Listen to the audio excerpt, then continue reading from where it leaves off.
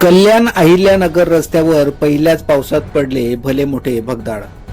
माळशेज घाट पार केल्यानंतर खुबी करंजाळे गावाजवळील कोट्यवधी रुपयांचा निधी खर्च करून नव्याने कॉन्क्रिटीकरण करून बांधण्यात आलेल्या महामार्गावर पहिल्याच पावसात मोठे भगदाड पडल्याने कल्याण मार्गे माळशेज घाटातून अहिल्यानगरकडे होणारी वाहतूक म्हसा दसई मार्गे कर्जतकडून वळविण्यात आले असल्याने वैशाखरे पुलाजवळ मोठ्या संख्येने वाहनांच्या रांगाच रांगा लागल्या आहेत.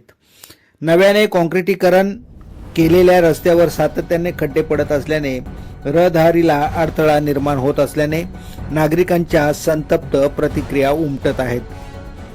साधारण भगदाड पडलेला रस्ता दुरुस्त करण्यासाठी 7-8 दिवसांचा कालावधी लागण्याची शक्यता वर्तवण्यात येत आहे.